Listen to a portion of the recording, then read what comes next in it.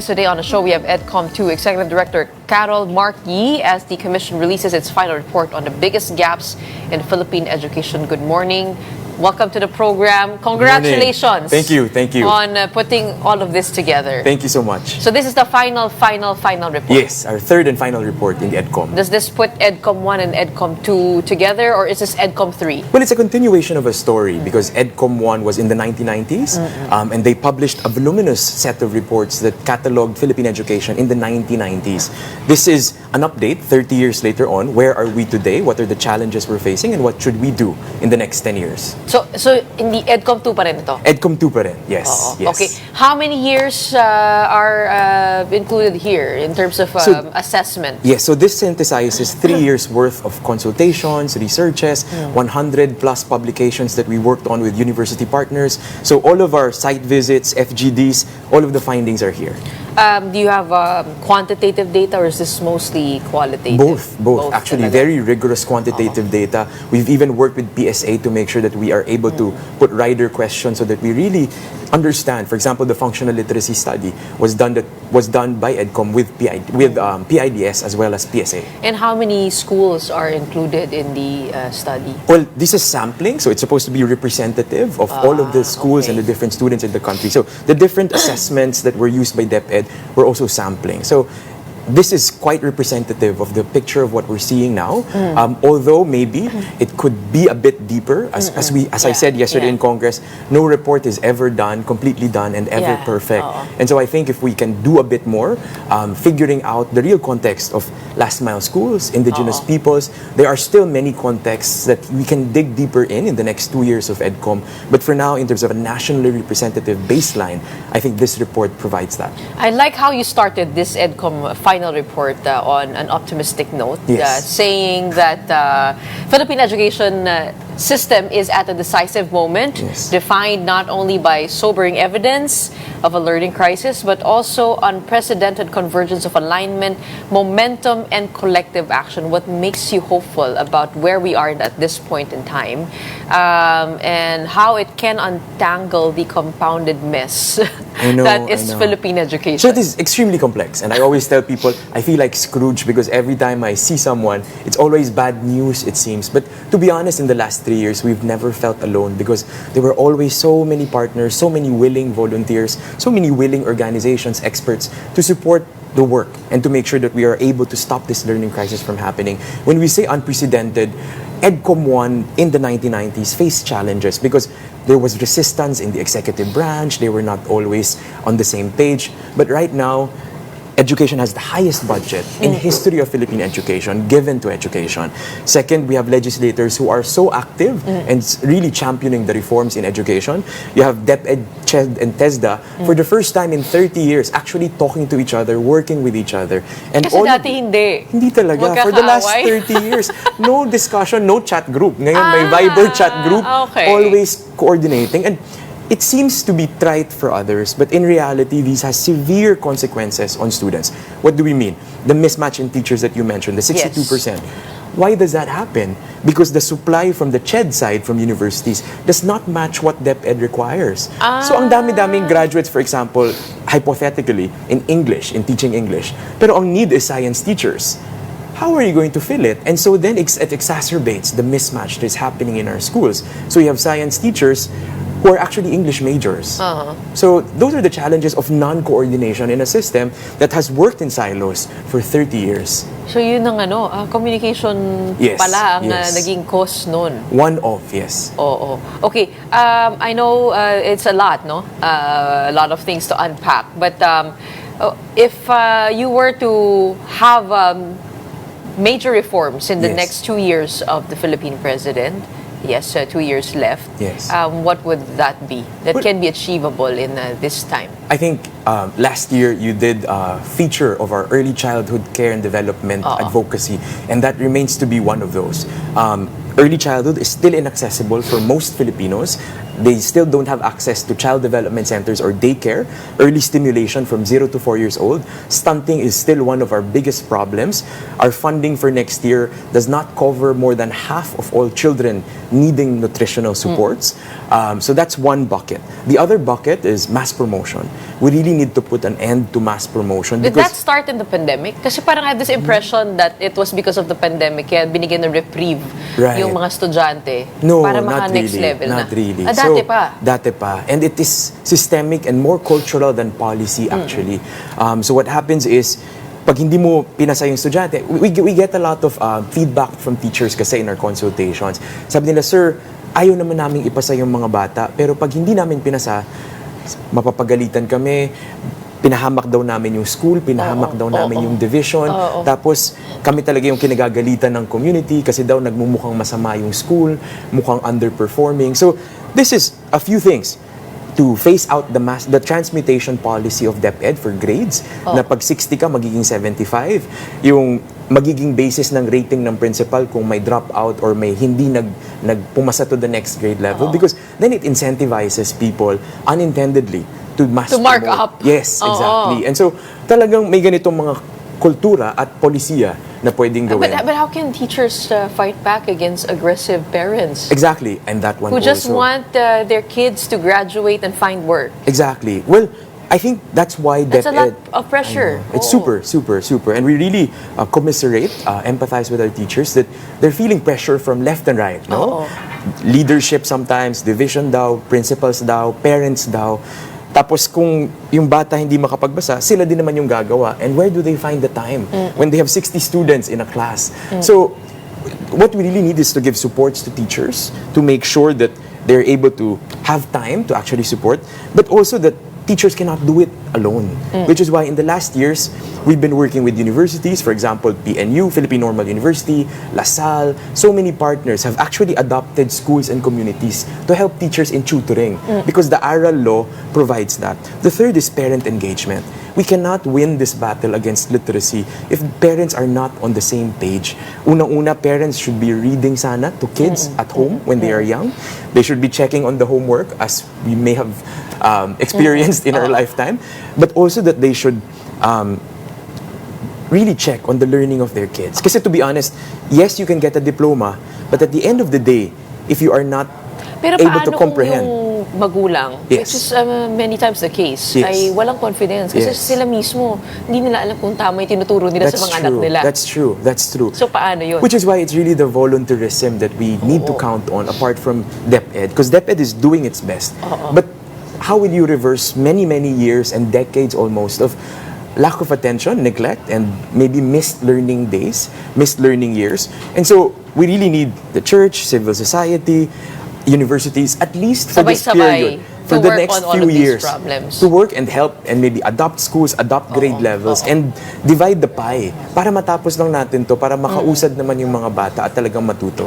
You brought up the early childhood development plan and how underfunded it is, fragmented it is. In this report, nakita ko rin yun sa aking documentary. 25 pesos, I believe, for a meal, for nutrition, for the young kids a day. I know. How do we get the massive budget now to trickle down? Is it a matter of structural reform? Is it a matter of being able to identify which agency is in charge of that? So there are several movements already. One is, in the 2026 budget, our legislators actually increased the budget for feeding already. Kasi I think it increased it by 10 or 15 pesos per day per kid. So that's a significant increase, which resulted in several hundreds of millions being added. I think about 700 million being added for the budget for nutrition and feeding. But the second is that we need to find the kids. Kasi the challenge is, unless they are in the daycare, they cannot be given the nutritional support. And so, kailangan natin ng tulong ng barangay, kailangan natin ng tulong talaga ng LGU to mobilize. Because at the end of the day, nutrition from 0 to 4 is an LGU responsibility. And unless we know where the kids are, and unless they also invest in nutrition, which is what the law actually says, we won't really reach all. Pero nung nagpunta kami dun sa barangay, sa may Rizal yun eh. Yes. Ang sabi nila, yung budget daw ay nakadepende kung gaano kalaki yung barangay. Yes. So kung maliit lang yung barangay mo, konti lang yung budget. I mean, how do you change that? Or is that really the policy? Is that the most effective way? Well, that was also because the Special Education Fund, which is 1% of the ERA of each LGU, and they get the local school board to allocate those resources. It's really about prioritization. Of course, there are many competing needs, but at the end of the day, what we're saying is, if you will focus just on three, focus on nutrition, early childhood education, and literacy support. Because those three things will really be the key ways by which we would be able to, I guess, emerge from this crisis. Okay, again, what are those three things? Nutrition, early childhood education, and literacy. And anything that can support literacy. So kung may tatlo, yun lang? Yun lang. Yun ang pinakamahalaga. Yun ang pinakamahalagang unahin. Kasi what we're saying is, it should be sequenced. Yes, we can invest in everything that is important now. But if the students who will get all of those reforms are stunted, cannot read, cannot add and subtract, I mean, what will you build on? These are the foundations of learning. So that's really the starting point. Because my concern is that, we may be seeing the biggest budget ever for education, pero yung pagbaba nun, yung pag-translate nun to efforts, does it automatically mean na pag tinaas mo yung budget, tataas na rin yung... Hindi, di ba? Not necessarily. Medyo mahaba yung dadaanan yung proseso eh. Not necessarily. So, what is it contingent on? Is it dependent on the LGU? Is it dependent on DepEd, on CHED, on TESDA? So many organizations here, right? Yes. Well, that's the sticky bit, no? But that's also why we need to all coordinate and work together and have a coherent plan, which is what we attempted to do with the National Education Plan. Because if they go about their ways, divided the huge amount of resources, but went on their own, just doing whatever they felt was important, but not coordinating towards a coherent vision, towards coherent targets, hindi din magtatagumpay, di ba? Kasi we can have all the money in the world, but if it is not spent strategically and in a way that converges to one child, kasi lahat ng agencies nandyan, pero isa lang naman yung batang kailangan nilang tutukan. Yung stunted na bata, nahirap talagang magbasa. So dapat nagdidikit-dikit yan in terms of how they do their work, which is why the current effort now of DepEd to actually sit down regularly with CHED and TESDA through this cluster for education is really one of the most significant achievements of the past years, because we are now seeing that education is being thought of coherently as a system, as one integrated service to education for students, instead of disparate programs, policies that has been happening for the last 3 decades. We hope that framework sticks through the other leaders that are put in those agencies, and that's what we've been saying in the report also. Education cannot restart every 3 or 6 years. Na pag nagpalit yung leader, palit lahat ng bagay, because we need to sustain the reforms, because kids go from kinder to grade 12 to tech voc to higher education. We cannot change course every 3 years, and which is why we need, at least to the best we can, institutionalized mechanisms for coordination and also strengthen mechanisms to hold agencies accountable for what their work is and how it connects with the other agencies. The ARAL program has been effective in terms of arresting the literacy problem, right? And nakikita natin that proficiency is improving, although it shows a very sharp drop as kids advance from grade 3 to grade 12. Where are we with the ARAL program, and how is it possible to scale this and institutionalize? At mga teacher din ba na involved dun sa problem na maraming responsibilidad ang nagpa-facilitate nitong ARAL program? Actually, that's the most important question, no? The one that you asked last. Kasi yes, ARAL program is being implemented. We've seen initial gains considering that this is the first year of full implementation. Nakita natin maraming mga hindi nakapagbabasa. There are schools who were able to improve 30 to 40% of struggling readers, improving their level of reading. DepEd's summer literacy programs, the analysis that they did with Youth Impact, very rigorous impact evaluator from the US, found that 20 days of remediation in Zamboanga was equivalent to 1.3 years worth of schooling. What they would have learned for more than a year, it took 20 days of DepEd really focusing to actually do and teach them the lessons on. And so what's important to us now is how do you scale, which is your question. And yes, currently, it is still mostly teachers. We will not be able to scale if So we dadagdagan mo lang din ng trabaho, na hindi mga teacher, kaya talaga kasi na mag-tutor we ulit. need to understand the ground, the day-to-day realities. Ang daming responsibilidad ng mga teachers natin. Gustuhin man nila, talagang masyadong mabigat na araw-araw at napakaraming mga bata ang kailangang suportahan. So what is the proposal here? It's really to engage volunteers because that is covered by the law. And even the volunteers can be given training by DepEd, can be given allowance or some tutoring honorarium program to sort of mobilize, no? Which is why the recent conversation between DepEd and CHED is, CHED, because we have NSTP in college, if you would recall. Oh, yeah. To orient all of those NSTP programs, at least for the next 5 years, towards literacy. Kasi for example, you have so many college students, excellent naman, literate, can support literacy for grades 1 to 3.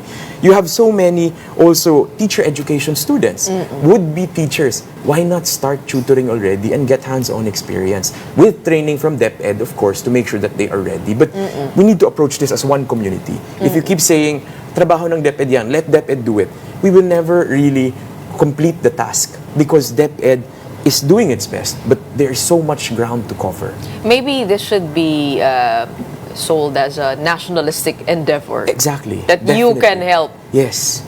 arrest the learning crisis. And there's so many at wanting to hand, volunteer, diba? to volunteer, right? Programa na lang. At Yes. saka siguro yung mga nangangailangan ng part-time. Yes. Pwede rin. Yes, yes. So you can teach in a school, for example. I'm sure they would, pag-aagawan ka ng mga students if you could help them with literacy. But why not?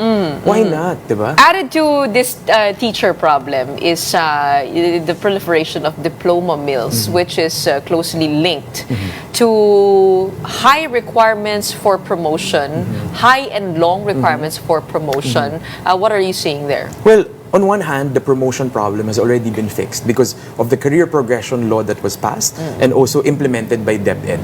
In fact, they have already promoted about 10,000 teachers, expecting about 100,000 within the year, which is historic if you would ask any teacher. Because it used to be that it would take them 15 years to get promoted from teacher 1 to teacher 3. Now? Meaning you could be hired in your entry-level salary and stay there for 15 years. Imagine that. And then when you get promoted... And what's the entry-level salary? My gosh, I think it's SG11. So, I think about 20,000. But the bump that we computed actually, which is what I know by heart, is that you move from teacher 1 to teacher 3 and your increase is just 3,000 pesos. After 15 years Wow. of difficult work, of really supporting your kids, no? And so that is really something that has changed now because now you don't need to wait for someone to retire, for someone to pass away, to vacate the position so that you could get promoted. Now, as long as you're qualified, you can get promoted and you can get and rise in terms of rank in your teaching So profession. how many years na from 15? Depending Depende na on sa- how you finish sa your nagiging merit-based yes, na siya. Yes, merit-based siya.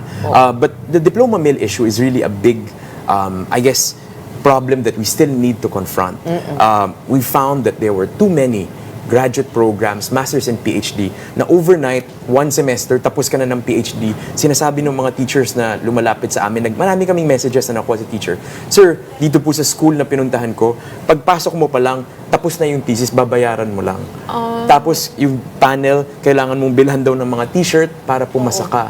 Yung mga ganyang issues. And so, we called on the attention of CHED, and CHED has responded that in the next 2 years, they will quality assure, check that all of the graduate providers have quality, and if not, they will be closed down or phased out. They will do a crackdown on this. Which is just, about time. I wanted to go to Tech Voc Education and Yes. Training. So it's a personal interest of mine, no? But the report says that it remains skewed to low-level training. I feel that we have a huge potential here I know. because also of artificial intelligence, which is coming out for the white-collar jobs. Yes. So maraming skills ang kinakailangan. Actually, yun ang nakikita nilang pwedeng puntahan. Yung hard skills Yes. will be advantageous in an AI-dominated landscape. How do we get people to invest on these skills and go to TESTA? How do we make it higher level training? Right. So we analyzed that comprehensively in the report. The top the most popular tech voc programs in the country since 2020 or even longer than that, but the data we got was since 2020, is two things, bread and pastry making and driving. Most of those who finish are either driving or bread and pastry making. Sabi ko, ang joke ko lagi kay Sec Kiko, parang we have enough banana breads and muffins in the country and pandesals. I mean, di ba? Pero sa ibang bansa, ano yung sa kanila? Pag sinabing technical vocational education, kasi sa ibang bansa, parang it can be programming, it can be animation, it can be automotive, it can be dental technologist, dental assistant, pharmacy assistant, it can be early childhood teacher. So these are many, many different professions that we could actually unlock and fill gaps. So what this contains also is the workforce development plan which we conducted. And you were right. We found in our analysis that if you finish an IT-related tech voc program, the returns to education are superior than other NCs. Meaning to say, it is really prized by employers today. We also found that we have deficits, significant deficits in healthcare workers, which could be remedied by having higher level tech voc programs. Pwede bang tech voc? Yes, NC3, NC4. Klaseng, ano? Because in other countries, actually, maraming positions na ganyan. Nurse assistant, pharmacy assistants, dental technologists. These are TVET-oriented programs. Level 3, level 4, or so NC3, there's a huge NC4. potential here. So much potential. And that way, you don't only solve the TVET opportunity, but you're also supporting so many families who don't have access to healthcare currently. Okay, what's the main challenge of this 10-year roadmap for addressing the learning crisis and ang tawag na dyan National Education and Workforce Development Plan. So end-to-end ito. Yes. So it's really, I mean... Why 10 years? Yes. Is that the most undaunting Is it not daunting enough? Put the solutions on the table? Yeah. Well, it is sequenced because we need, for example, even if DepEd wants to put up a SPED center for learners with disabilities, it cannot do that and not think about the teacher supply. We don't have enough teachers for special needs education, which is why it is 10 years. Kasi, yes, we need to build SPED centers, but you need to invest muna for scholarships for 4 years to develop a pipeline of teachers in SPED. And then they will start graduating the 5th year. So there are no shortcuts, there are no overnight fixes. Kasi nga, there are many things in education that need to be fixed. Classrooms won't get built, all 160,000 of them in 1 year, considering that in the last year, 22 lang yung na-construct ng DPWH. So there are many things that we really need to do and sustain for the next 10 years. And to your point, our challenge is really political continuity, political will, and a societal resolve to make sure that we don't get distracted, that we keep caring about education, and we keep talking about it, we keep investing in it. And I think that challenge is not just for government, but for all of us. Because we can tend to forget about the issues and then next year just discuss other things, right? But there are so many in education anyway to go through for the next 10 years. Pero dito nakalatag yan, step by step. Yes. What is essential at the first stage of this development and what plan? quantitative targets for the next 10 years so that we can hold government accountable, whoever the leader might be. Na nakalagay sa plano, dapat by 2030 ganito na. Bakit hindi? What are you doing? So it's very clear, all articulated concretely. A while ago, just to a final point, amongst all of the agencies, who is the most powerful to be able to solve all of this? Kasi pinag-uusapan natin, kailangan ba sa Kongreso yan? O pwede na sa DepEd level, sa CHED level, TESDA level? I mean, for this to be implemented, which agency should take the lead? Well, most of the reforms that we've talked about is really DepEd. And for the most part, executive agencies can do a lot already on their own. But what we've seen in the last 3 years is if the executive branch and Congress and Senate are talking to each other well and supporting each other, we can achieve so many things. In the last 3 years alone, Congress has passed 10 laws on education supportive of the work of DepEd, CHED, TESDA. Funding has risen dramatically because of this convergence of efforts. And so, dapat yun yung magtuloy-tuloy. I love listening to you and how optimistic you are despite being a Scrooge. I am really, deeply. Maybe hindi halata, but it is. We need to feel a sense of hope. And so where can they find this book? So they can download the Edcom report in our website, www.edcom2.gov.ph. Turning Point, a decade of necessary reform. We encourage everyone to read it. We also have printed copies that if they need, they can send us a letter, or we're also sending to all universities, all government offices to make sure that everyone knows what we need to do because we need to move as a country. No, I love how specific the details there are. So if you're a citizen, you can just pick out one problem Definitely. and work on solving that problem. Yes. Diba? Parang Exactly. kahit mag-tutor lang. Exactly. But you're right it's time to get to the solutions. Yes, exactly. Beyond the problems. And I always quote Father Ferriols who said na kapag nasabi ng lahat ng masasabi, ang pinakamalaga, hindi na masasabi, magagawa lang. Tama. And panahon ng gumawa. Kasi tama na yung arguing, blaming, turuan. Yes, that's important. Holding accountability is important. But illiteracy and stunting cannot wait. It is far too urgent and every child gets affected for us to keep talking but not do. We need to do. We need to act now. Wise words from our Edcom Executive Director, Karol Mark Yee. Let's get to action. Yes. Thank you. Maraming salamat for your time today. Thank you. This is again the final report of Edcom 2, 30 years of Philippine education, all in the book. So we'll get to see that there.